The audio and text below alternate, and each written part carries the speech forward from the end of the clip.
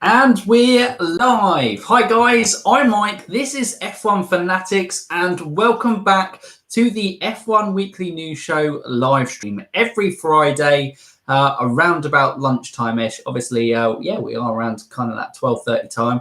I was making the thing, I was just in autopilot mode with practice having started at 10 o'clock. Both Austria's and Hungary. I did think that it was starting at 10 o'clock today, but no, it was 11 o'clock. So just watched FP1 and we're here to round up the F1 Weekly News Show. So Nico is ponderings in the chat. Hulkenberg, Liam talks F1. Nico is back. Hulk is back. Yes, that is the big news, obviously, from the story. The main news actually is obviously Sergio Perez is the first driver to contract, and hopefully he's the only driver to contract the coronavirus this season. So we'll definitely do that. Give me one moment while I just kind of share the tweet that we are live, and then obviously we'll jump straight into things and get this show on the road. But how's everyone's week been? How was everyone's weekend last week? Obviously with no racing action. It certainly felt a little bit weird. I mean, how did we go 7 months without racing? Weekend felt a little bit empty, but it'd be interesting to kind of see on that front. Anyway, tweets live. We are all good to see. And, oh, well, Liam, congratulations on hitting 100 subscribers. Fantastic news for your channel. JB, welcome to the chat. Absolutely no one. Ricardo, Nico, Hulkenberg. Yes, they're very funny teams there. But anyway, Sergio Perez yesterday, the first driver to kind of contract coronavirus. He said, I think he released an interview saying that he's gone back to Mexico because his mum had recently been in an accident and with the break. And obviously, she'd just come out of hospital and he wanted to kind of spend some time with her. And, I think he did what every one of us would have done.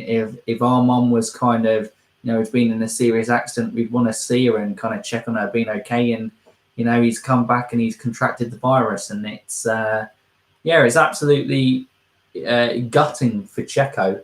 But it's led to this kind of crazy whirlwind of a time that Nico Hulkenberg obviously ousted from the Renault seat, not offered a contract, replaced by Esteban Ocon for the 2020 season.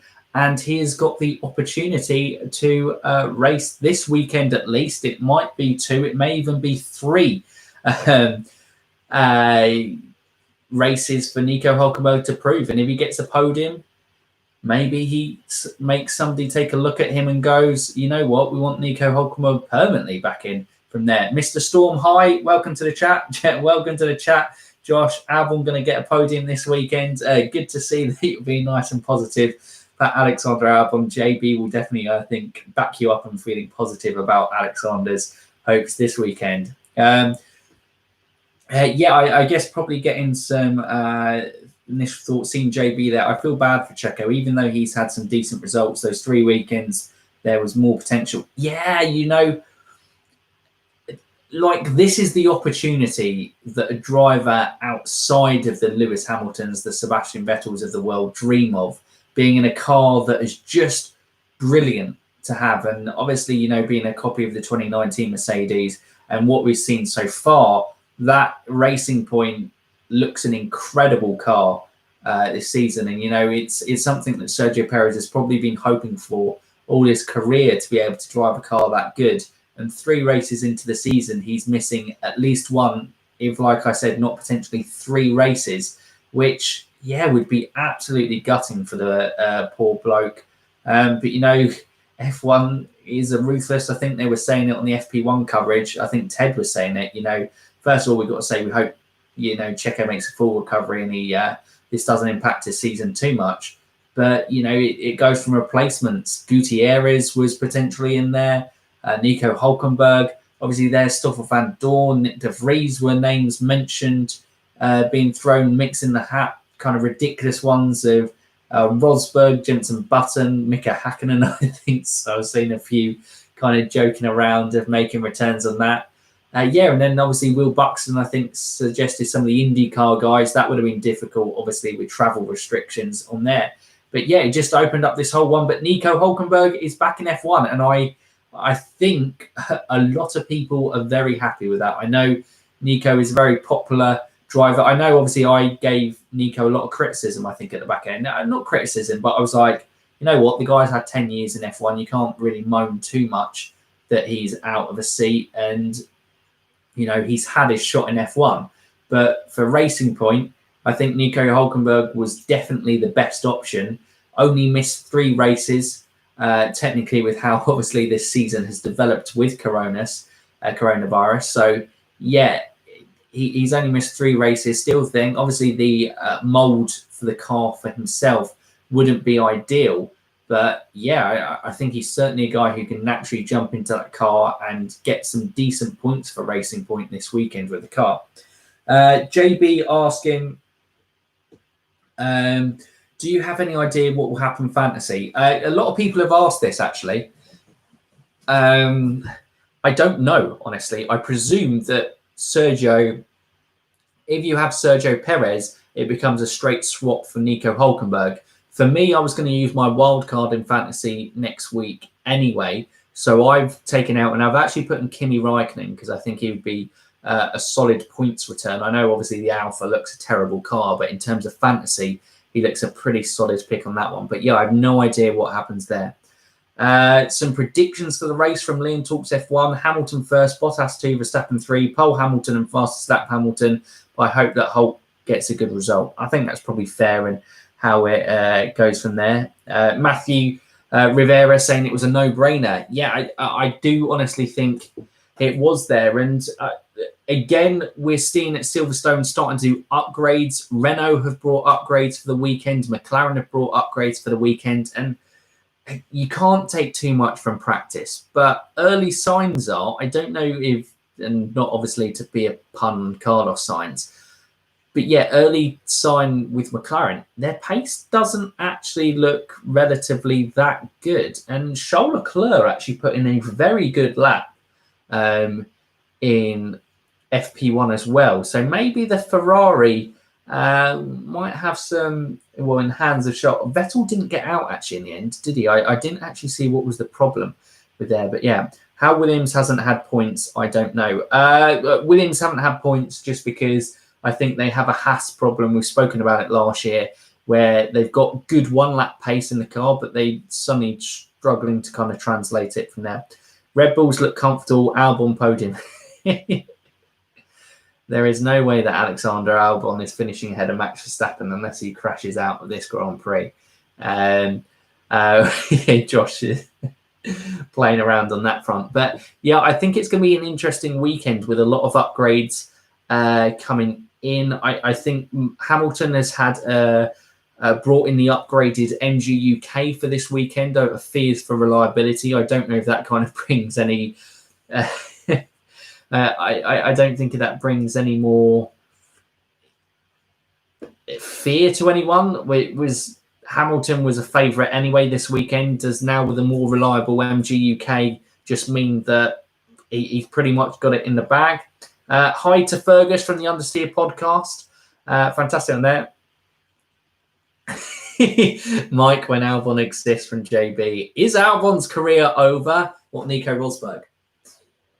Someone's got to kind of put flames in behind me and kind of screenshot that. And you can make it there. Fergus is usually the guy to go on that front. But yeah, what are our thoughts, obviously, ahead of this weekend? We've just seen FP1. There hasn't really been too much news, obviously. Now, obviously, when we did the F1 Weekly News last week, it was rumoured about those tracks. And obviously, Imola, Portimao and Nürburgring were all confirmed for the later on in the season, which I think it's fantastic seeing those. And actually, Portugal will be selling tickets for fans to go to the Grand Prix. So that is the first muted Grand Prix for fans to be allowed. How's excited? Is anyone actually going to be going to Portugal? Is anyone going to try and get to the Grand Prix going abroad on that? That certainly would be an interesting front on that one. That's something to do with the cooling MG UK. You're only allowed to replace it twice. Yeah, I believe the MG UK was built up to 13. I don't know if someone said that in chat, but yeah, they had, you can have 3 MGUKs in a season, but obviously that was with the new 22 race calendar with only 14 confirmed and potentially looking at 16, 17 races. I'm not sure if they will still give 3 or go back to the 2 that it was previous year. So this might be Hamilton's last again for them. I've been to Portimao when I was 3 or 4. Do you have good memories from that? Nathan Nadaboy, how do you think Hulkenberg will do compared to Stroll? That's an interesting one. It's going to take him all the practice sessions to probably get used to that car. All I will say, obviously, you know, Josh is in the chat. He recently came out with his look at Lance Stroll and whether, you know, it is a resurgence or it is a new Stroll reborn this season.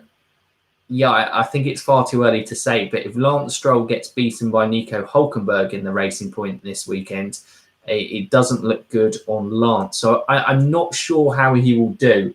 But Lance looked quick. In fairness to Lance, he looks quick. I think he was 3rd fastest in practice. And I believe that was on the medium compound, actually. Verstappen was fastest with the soft compound. And I think Hamilton P2 and Stroll P3 were both on the medium compound. So Lance is actually looking a fairly decent pace. But yeah, it would be interesting to see how Hulkenberg comes up to scratch by the end of the weekend.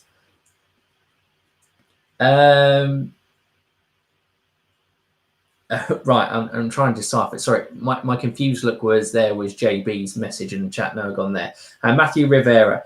Am I the only one that is starting conspiracy theories that Lawrence Stroll is paying off the tester to get a false positive so he can easily justify dropping him and keeping Lance?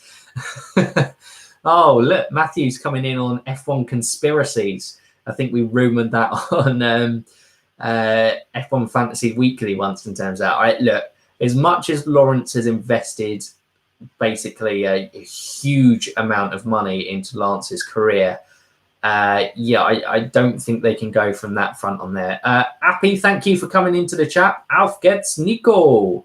Absolutely. Yeah, I cannot see that they would have faked a test for Sergio Perez, especially in that team. Things going behind closed doors, but yeah, I definitely think that. I think it's more to do with the fact that he did travel to Mexico during the time, didn't he, to see his mum and going there, and then obviously, you know, leaving the bubble to then come back into the bubble. He always ran the risk, and unfortunately, he was unlucky to go from there. Yeah, I know with Perez in terms of, you can start seeing the things that are going in the favour of Lance. They're certainly going to be putting a lot of positives towards Lance in terms of, there's already been a media speculation of, you know, loosening the thought process towards Lance, but he still has a lot to prove. And Racing Point, it's a political game, and it'll be a real shame if, you know, someone like Sergio Perez loses his seat to someone like Lance Stroll.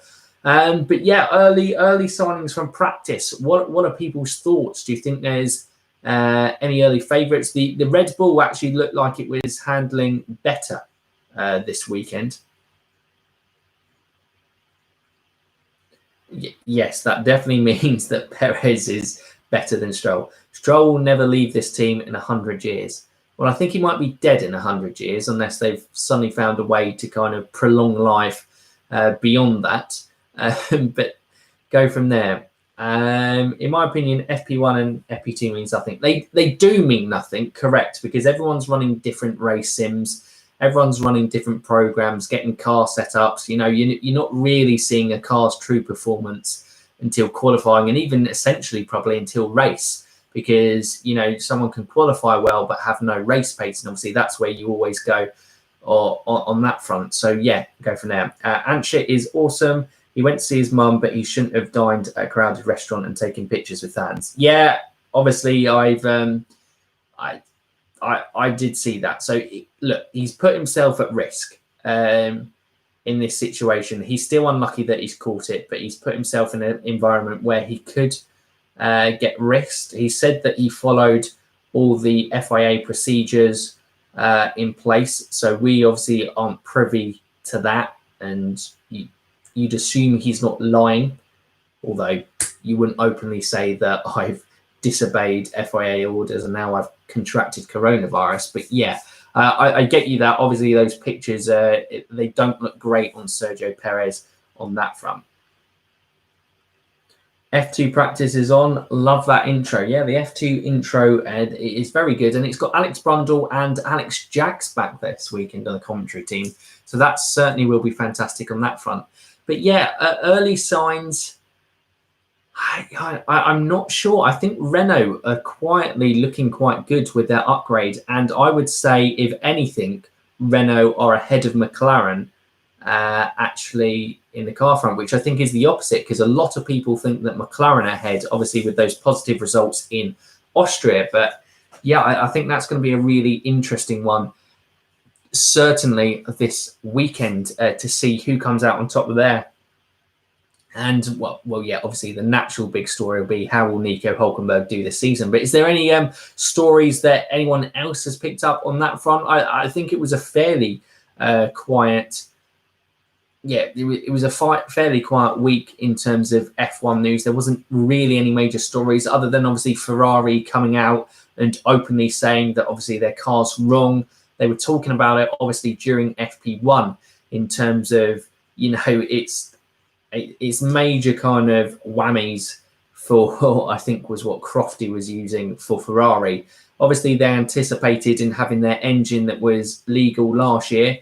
Ferrari found loopholes. The FIA have now said that they can't use those loopholes in the rules, and so had to remove whatever they had on the car, and so which they have done so. But they built a car around having that engine, so they made it more draggy. But now they've got an underpowered engine. That car is too draggy, so they've got a significant loss in pace, and they can't realistically. I mean, Ferrari have the budget to do an entire car overhaul, but I don't think realistically they can do that in terms of the aero parts.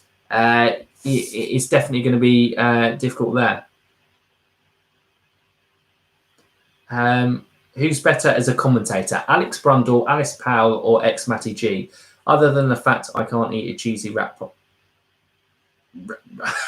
Right, okay. I'll leave whatever Liam was saying in the chat on that one. But who's a better commentator? I think it's between Alex Brundle and Alice Powell. I think they're definitely the best two. Alex probably has a very good backing because obviously he's son of Martin, and Martin's a very good commentator in my opinion and gives very true facts on that front. So either Alex Brundle and Alice Powell. And I think Matty did brilliant for having no experience, but he suffered because he was next to Alex Jacks. And I think a good commentary team relies on the passionate, knowledgeable person, which is the Alex Jacks person in Formula 2, Formula 3, and then a driver to give us as fans an insight to what a driver might be thinking, how the cars might be handling. It might all be kind of utter tosh that they're making up.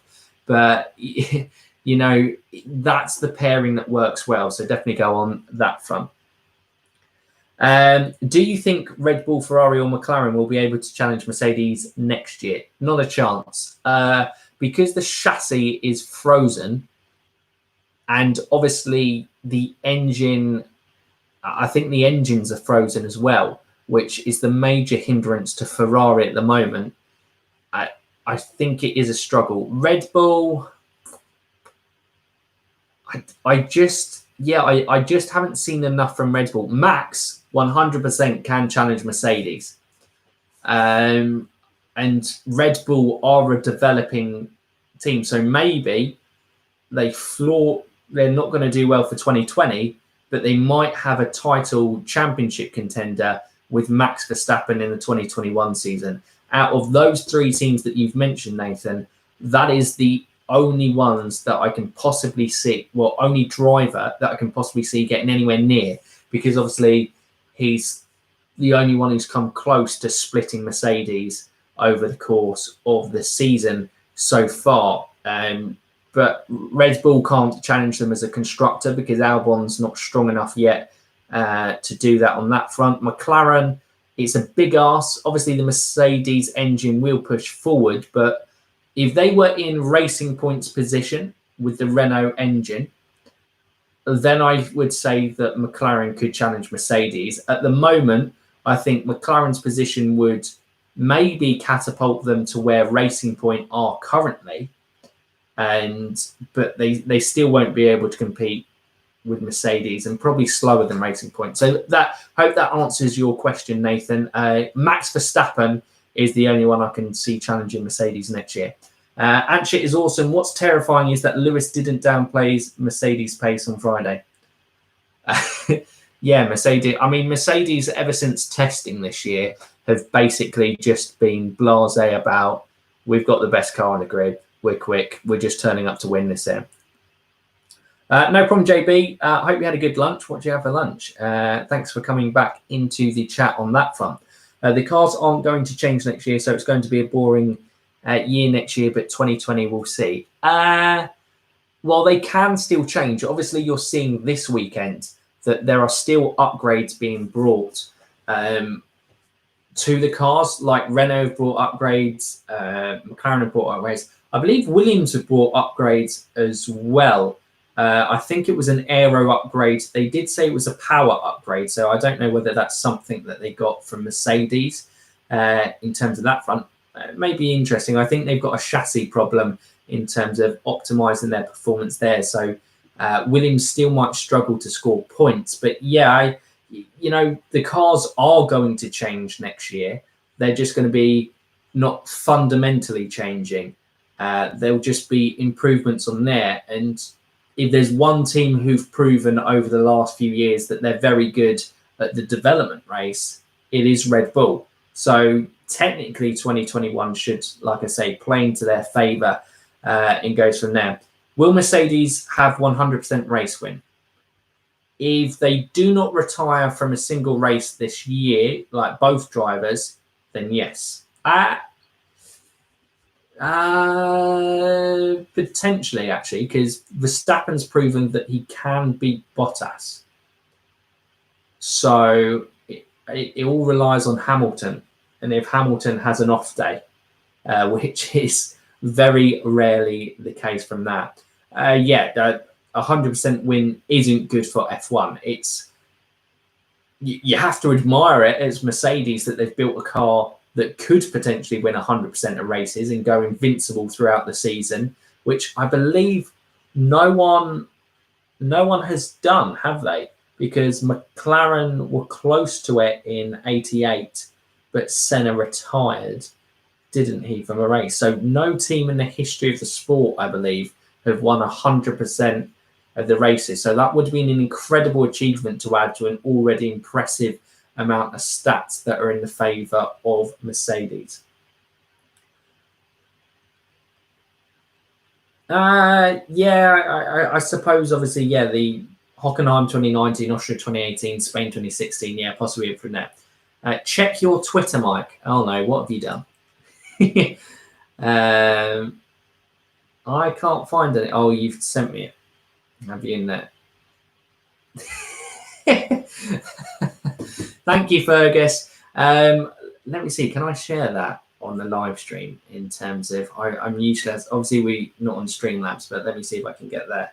Fergus, by the way, everyone, has made Nico Rosberg style meme with me going there. I mean, I don't look great. That's not the best picture I've had in terms of that. But thank you, Fergus, for making it come to life in terms of that. If Mercedes have a mare, the podium would be Max, Albon, and either Perez and Norris or Stroll. In terms of that, to be honest, I don't care if Mercedes win 100% of the races. As long as there's good racing, then that's fine with me.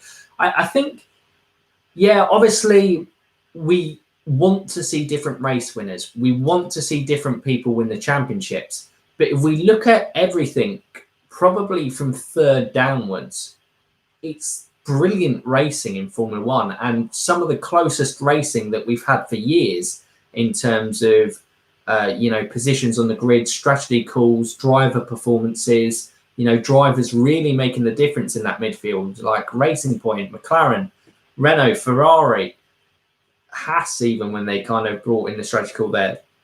AlphaTauri in the hands of Pierre Gasly look like it's a little bit competitive on there.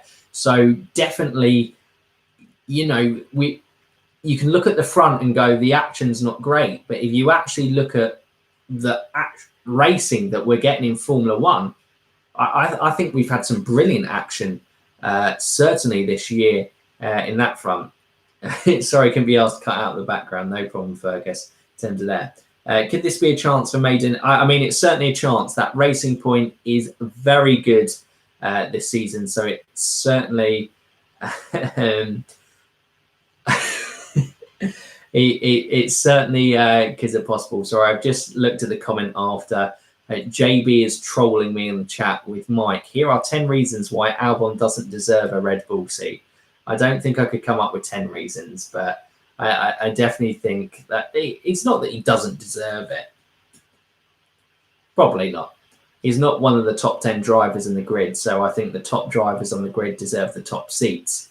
But Alex Albon, like I said many times, I won't talk about Albon because I feel bad in terms of how I did, because he's a lovely guy. He's a super talented driver. I just think the Red Bull seat has come too early in his career. But I would love for him to go and get a podium, shut me up and prove me wrong all season from there. It was 1998, Italy, Schesler. There we go. I knew it was Senna got punted out of a race that kind of stopped it from there. If Mercedes was out of the equation, it would be such an exciting season. Absolutely. I think, yeah, can we just like disqualify Mercedes from the championship this year for some reason?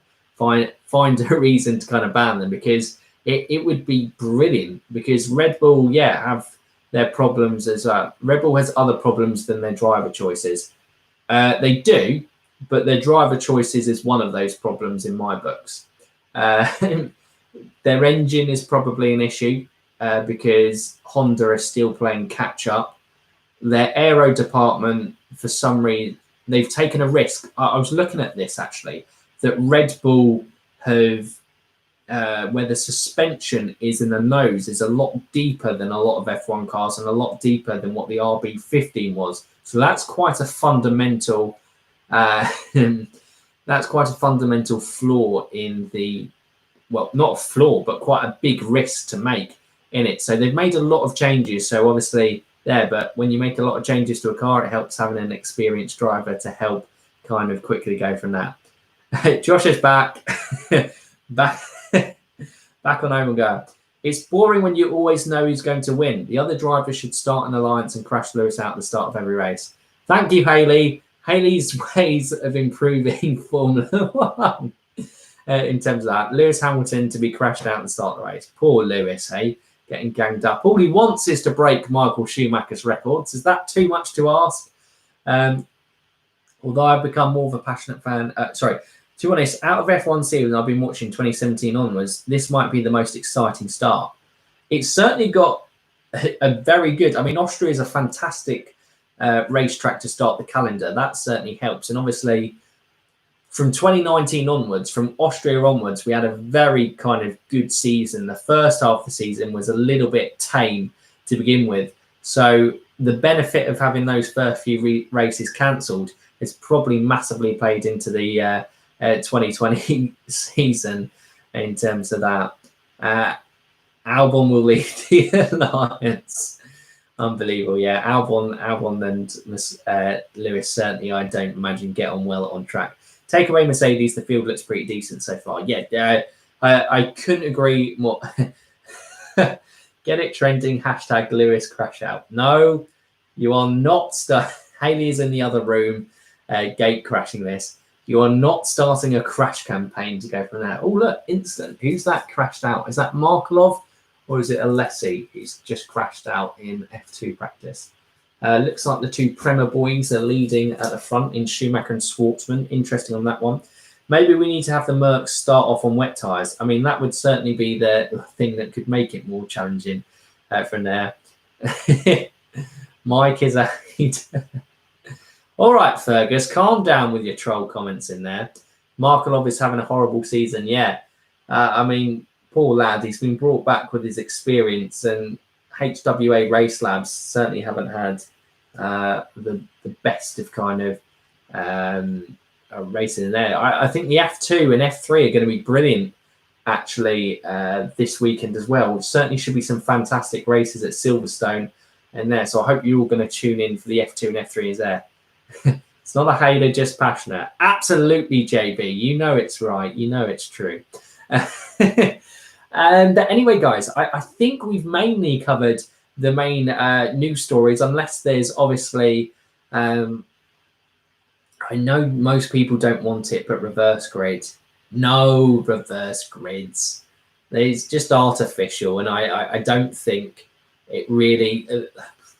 you then start seeing tactics being brought into place for kind of where people will qualify and everything on that front. I think reverse grids is one of those ideas that everyone goes, it sounds great in principle, but then actually if you kind of put it into place, it would be... it wouldn't actually be an idea that comes into place. I think you've proven... Actually, Moto Meerkat did a pretty good video on the qualifying formats recently. And if you look, there's always a way that F1 teams find loopholes and find ways in it at the moment. At the moment, the only problem with the current qualifying format is the fact that Mercedes are so good.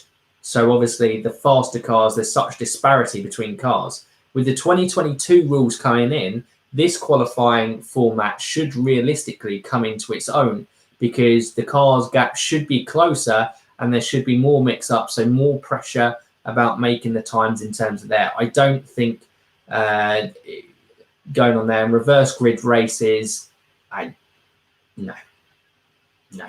You build the fastest cars in F1. In spec series reverse grid races, they work fine. That's all right, no problem at all. Because that spices things up and adds a different challenge. But you can't punish people for building a fast car because that's the entire point of Formula One, to build the fastest car out there. Wasn't today the deadline to buy Perez out of his contract? It was,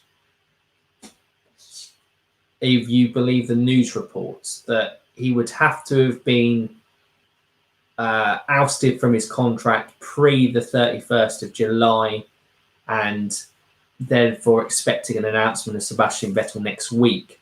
So maybe that suggests that Sergio Perez hasn't been kicked out from that front. Reverse grid is complete BS in my opinion. Tactics will come in and when drivers get into the right position, they'll be far too apart from each other. Yeah, absolutely. I think so, JB. It's overcomplicating. If you have to artificially affect the racing, you probably need to look at something. The problem's probably deeper than just figuring out what's kind of going on there. At least Hamilton can fight someone. I mean, Hamilton can fight someone last year. He's been fighting people, during races. It's up to the other teams to build cars. I think 2022 will be interesting. Certainly on that one. Welcome back, Liam, back into the chat.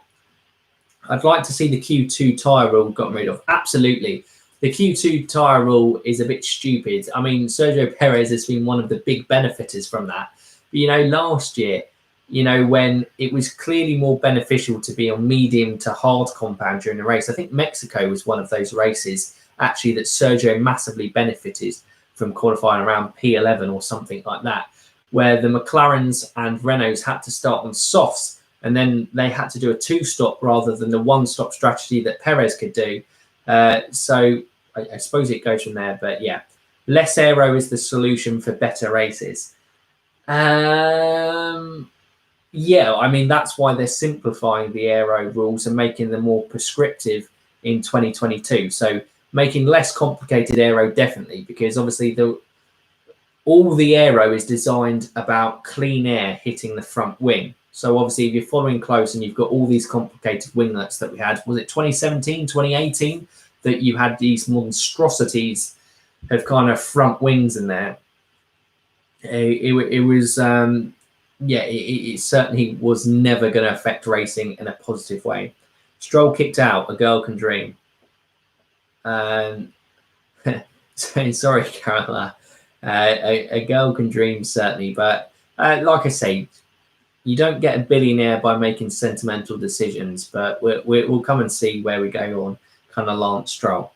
Lance Stroll probably isn't good enough for F1 if we are being totally honest. Even if he does improve this year, I don't think he's an okay driver. He'd probably do very good in endurance racing. I know I've spoken about this with a lot of people. Josh, obviously, we've spoken about privately a lot that, you know, it's the type of category that Lance Stroll would excel in.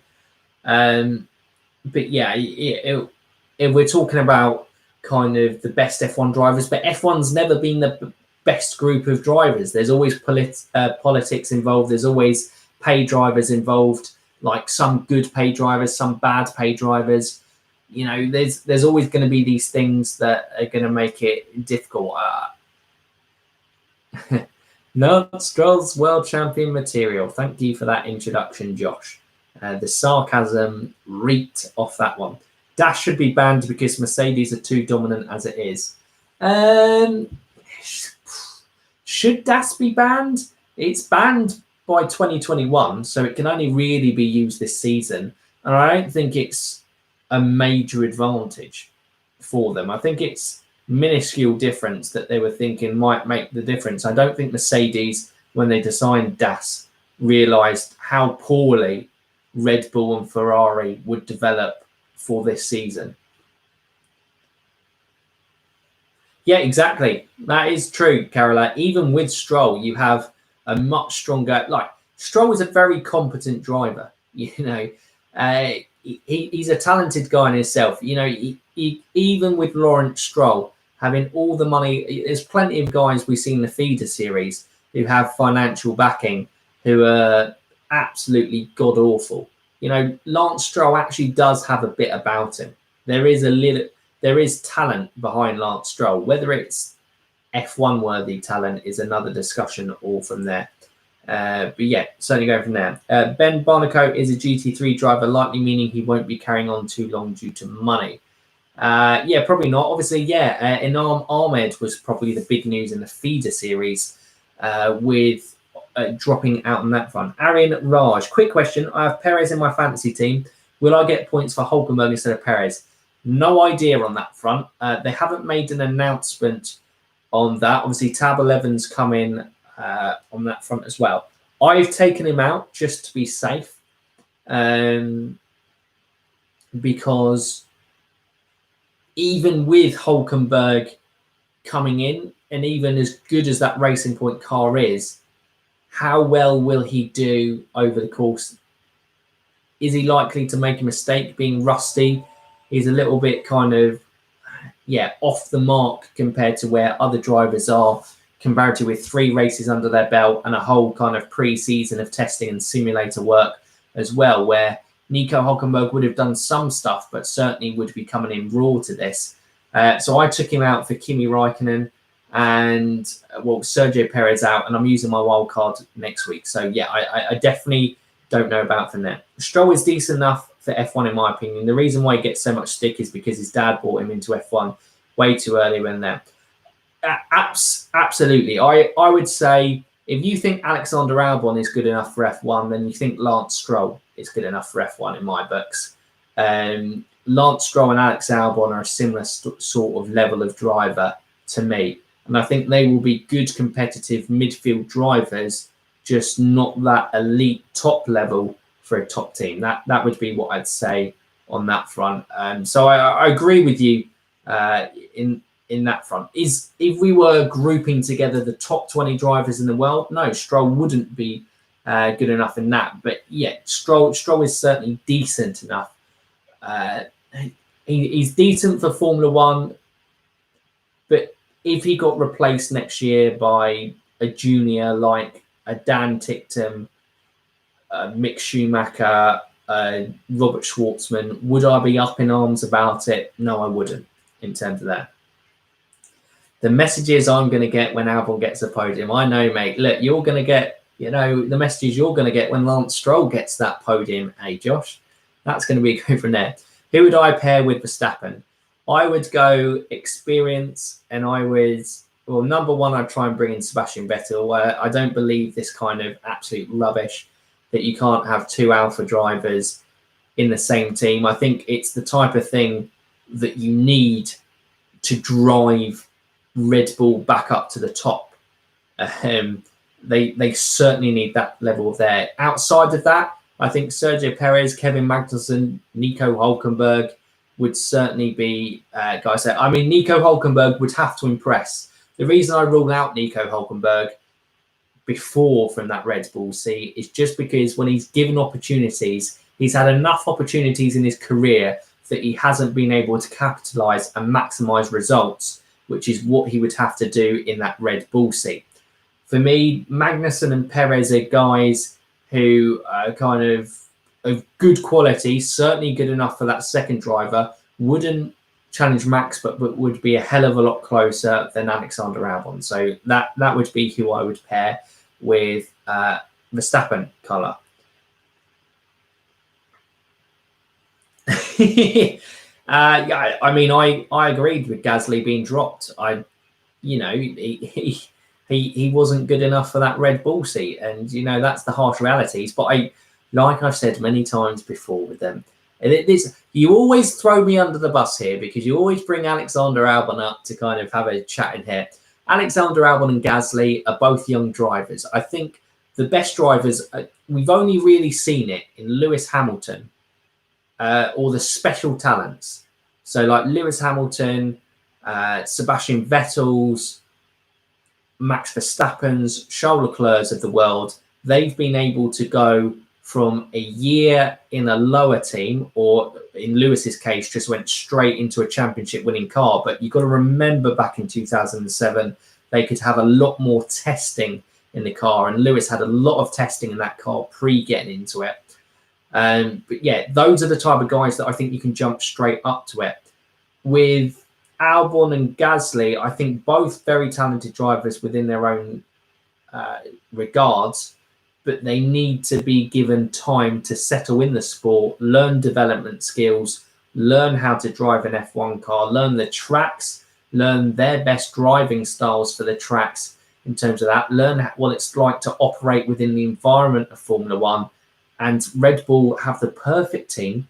They have a junior team that they bought all the way back in, 2006, that they bought Toro Rosso's entry into Formula One.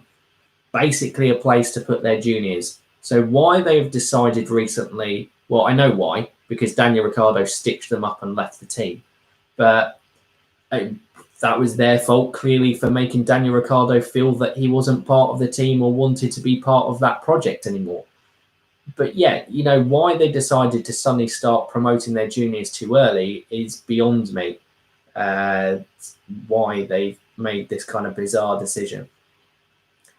I want half the F2 guys on the grid and get rid of guys like... I'd agree with Grosjean, Giovinazzi and Stroll. I'd probably say I wouldn't be too outraged if Stroll got replaced by one of those guys. But I think that's pretty harsh on Kevin Magnussen. I think Kevin Magnussen is a decent driver and he hasn't really been given a decent shot. And in the machinery that he's in, he's actually performed pretty damn well in that front. Just checked in F1 Fantasy. Still Perez is the most picked choice. Crazy, isn't it?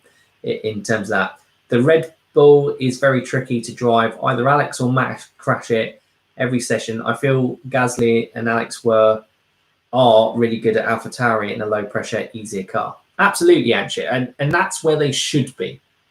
The problem is when you go to Red Bull in arguably the second best car on the grid. I know with Racing Point it is fighting there, but I would say even with Red Bull's troubles, it is still the second best car on the grid. And the level of performances that Max Verstappen's getting out, you come with the pressure. And if you're in that pressure seat, you don't get given allowances because you're a young guy, a young driver, give you time. You don't have time to do it in a top seat. Do you think people would have given Lewis Hamilton time in that McLaren if he wasn't competing at the top in 2007 and 2008? Not a chance. You have to hit the ground running when you're in a top team, and neither Gasly or Norris have done that, in my opinion. Italian Jesus can go away. Grosjean is not the same driver he was back in 13-15. Absolutely agree with you there, Josh. Stroll should be given the season. He may just be showing his true form this year. What you have to say with Lance Stroll in his favour to maybe keeping him in Formula One is this is the first season that he's had a truly competitive car. Because back in 17, the Williams was starting to decline against an experienced teammate, rookie season there. 2018, the Williams was starting to get to the low point of what we saw in 2019. And the first half of the 2019 season with Racing Point, it's a new car, a new team. It takes time to kind of get used to and embed it. And the Racing Point was struggling from the financial woes at the start of 2019. And Lance Stroll there. So there's allowances that I can make for Lance Stroll to go. It's not the easiest ride in the world that he's got it, but he does need to prove himself this season and get some great results for Racing Point if he's going to be merited of a seat still in there from there. This season should have been a make or break for Stroll, but because his dad owns the team, that isn't true. If you aren't doing good comparing to your teammate, then you should be sacked. Yeah, but I don't think he's convincingly been beaten by Checo this season so far. Go from there. If Stroll gets beaten by Hulkenberg this week, legitimately, it will destroy all that credibility. Absolutely. I think it will make them have a massive rethink, even PR-wise, for an F1 team. The amount of backlash they would get with Lance Stroll, I don't think his reputation could recover if he got beaten by Nico Hulkenberg this season, with all the things that are in his favour. Why is his nickname Checo? Surely it would be Perry. I don't know. I have no idea why his nickname is Checo. And someone can confirm me on that in chat. Go from there. But anyway, we've been going for about 46 minutes now. So unless there are some major news stories or some other things that you would like to talk F1-wise, I'll round it up for this stream. And obviously, as usual, over the course of the weekend, we will be back with the qualifying live streams straight after qualifying tomorrow, and obviously the race live stream. Hopefully we have a fantastic couple of sessions for the British Grand Prix, because it's a brilliant track and generally lends itself to kind of some great racing. And you know, seeing Valtteri Bottas and Lewis Hamilton fight wheel to wheel last year, I hope we kind of get similar scenes there. Seeing Verstappen and Charles fighting wheel to wheel, that was brilliant on that front. So yeah, definitely, it would certainly be an interesting one on that regards. But yeah. Anyway, guys, it looks like in the chat that we are all done in terms of things from there. Thank you very much for everyone for all your kind of comments, keeping engaged in the chat. It is brilliant. Love doing these live streams with you guys and kind of having great conversations about what's going on in the world of F1. Obviously, interesting talking about those latest news stories, and then just obviously looking at the action ahead. And there, hopefully you enjoy the rest of the day. We have F3 qualifying later today, and then F2 qualifying. Is it tomorrow morning, the F2 qualifying, or is it F2 qualifying later today as well? Josh getting one last album podium in just for the road. So yeah, guys, have a fantastic rest of your day. Enjoy all the racing action tomorrow. Hopefully you guys have a good one. And yeah, that's it from me. And if you have liked this video, don't forget, give it a thumbs up on the video before you go. Massively appreciate on that front. Drop us a subscribe if you're not already subscribed. Do appreciate everyone who does subscribe on that one. But that's it from us, guys. So for now, you F1 fans, keep racing.